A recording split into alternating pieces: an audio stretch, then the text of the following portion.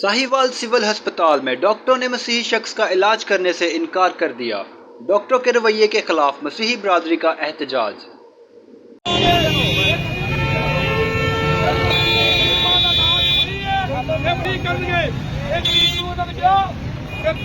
मैं आपके प्यो ਨੂੰ ਕਿਹਾ ਵੀ ਅਸੀਂ ਕ੍ਰਿਸਚੀਅਨ ਬਰਾਦਰੀ ਨਾਲ ਤਲਕ ਰੱਖਣੇ ਆ।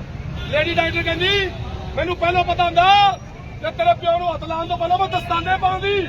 ਇਹ ਮਸੀਹਾਂ ਨਾਲ ਇਹ ਰੋਲ ਹੋ ਰਿਹਾ ਹੈ। ਇਹ ਘਟੀਆ ਹਰਕਤਾਂ ਇੱਥੇ ਮਜ਼ਹਬ ਦਾ ਹਰ ਮਜ਼ਹਬ ਦਾ ਬੰਦਾ ਇੱਥੇ ਜ਼ਿੰਦਗੀ ਲੈ ਕੇ ਆਉਂਦਾ ਹੈ। ਜੇ ਅੰਦਰ ਇਹ ਤਮਾਸ਼ੇਗੀਰੀਆਂ ਹੋਣਗੀਆਂ ਤੇ ਹਰ ਗਰੀਬ ਮਰ ਜਾਏਗਾ। ਮੇਰੇ ਭਰਾਓ ਅੱਜ ਤੁਸੀਂ ਨਹੀਂ ਬੋਲੋਗੇ ਤੇ ਸਮਝੋ ਹਰ ਅਸੀਂ ਤੇ ਚਲੇ ਜਾਵਾਂਗੇ ਜ਼ਿੰਦਗੀ ਮੌਤ ਖੁਦਾ ਦੇ ਹੱਥ 'ਚ। ਪਰ ਜੇ ਆਉਣ ਵਾਲੀਆਂ ਨਸਲਾਂ ਵੀ ਜਿਹੜੀਆਂ ਨੇ ਇਹ ਅੰਦਰ ਬਦਮਾਸ਼ੀਆਂ ਚੱਲਦੀਆਂ ਰਹਿਣਗੀਆਂ।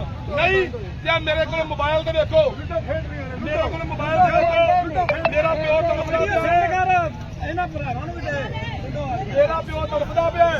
ਆ ਦੇਖੋ ਅੰਦਰ ਡਾਕਟਰ ਲੇਡੀ ਡਾਕਟਰ ਲੁੱਡੋ ਖੇਲਦੀਆਂ ਪਈਆਂ ਨੇ, ਬਰਗਰ ਖਾ ਰਹੇ ਨੇ, ਲੁੱਡੋ ਖੇਲਦੇ ਪਏ ਨੇ, ਤਮਾਸ਼ੇ ਹੋ ਰਹੇ ਨੇ। ਅਸੀਂ ਬਾਰ-ਬਾਰ ਜਾਂਦੇ ਆ ਵੀ ਡਾਕਟਰ ਸਾਹਿਬ ਮੇਰਾ ਪਿਓ ਤੜਫਦਾ ਪਿਆ। ਆਂਦਾ ਸਾਡੀ ਲੁੱਡੋ ਦੀ ਬਾਜ਼ੀ ਪੂਰੀ ਹੋ ਰਵੇ, ਤੂੰ ਕੀ ਸਾਨੂੰ ਖਬਰ ਖਤਮ ਹੋ।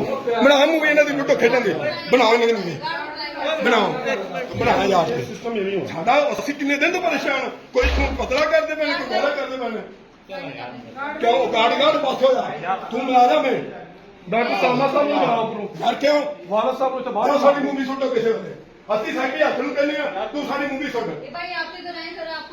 ਅਸੀਂ ਪਰੇਸ਼ਾਨ। मालूमात का काबिल एतमाद जरिया CRC। जुड़े रहें CRC के साथ।